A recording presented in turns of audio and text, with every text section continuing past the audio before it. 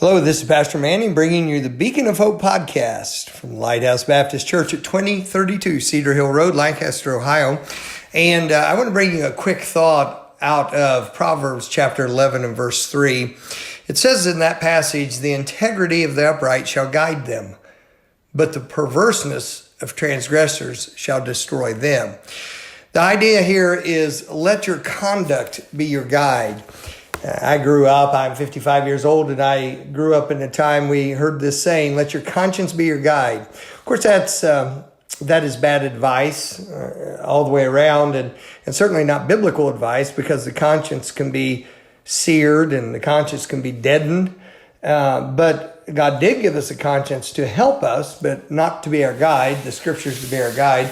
But instead of your conscience being your guide, your conduct should be your guide. I love this.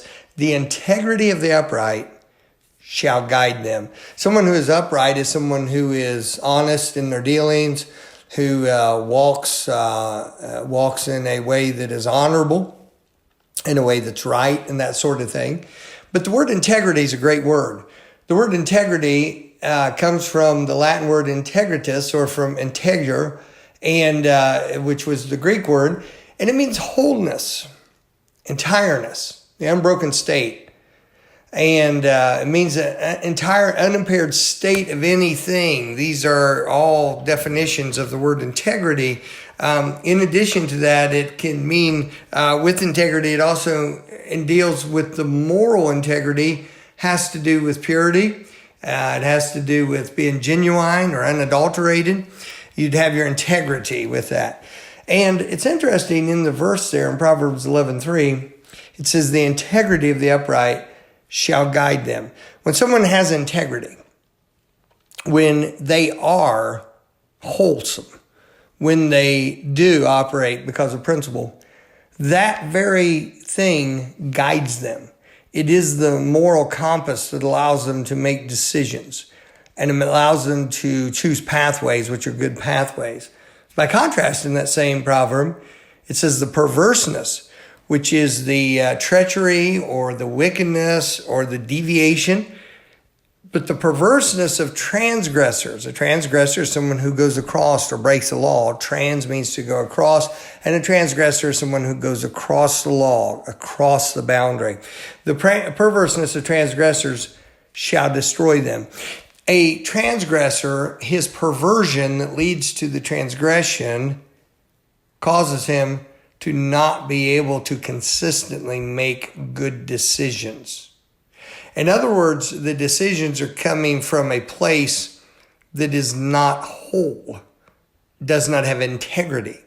And because it is a place of corruption and is a place of transgression where this person doesn't think anything about going across lines, that's fine with them. They operate because of moral expediency or relativism or whatever. And the lines are to be considered, but absolutely are not to be taken as complete boundaries. That transgressor, because of that mindset, because of that heart, because of that character, they will not make consistent and good, solid decisions, and they'll pay for it in every single area of their life. Whereas a person who has integrity, they come from a place of wholeness, a place of being sound, a place of a solid foundation, and therefore the percentage of them making sound and right decisions is very, very high, so their integrity guides them. So practical application for a believer is that instead of worrying about what particular decisions you're going to have to make and being concerned about that, it's far better to concern yourself with what type of person you are and that you would have integrity. See, a person of integrity pays their debts. In fact, a person of integrity will seek to get out of debt. A person of integrity keeps their word as much as is humanly possible. A person of integrity operates because of principle. A person of integrity works when no one's watching them work.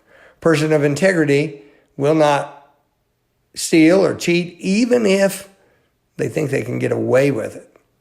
Because what keeps them honest is not the retribution of doing wrong if they're caught. But what keeps them honest is they started honest. And it comes from what's inside. It's what they are.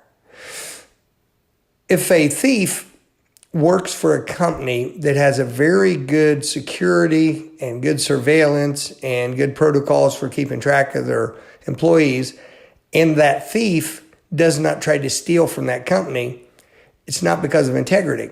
It's because they've calculated that there's too high a chance of getting caught. They are still a thief. Because if there was opportunity for them to get away with it, they would take something.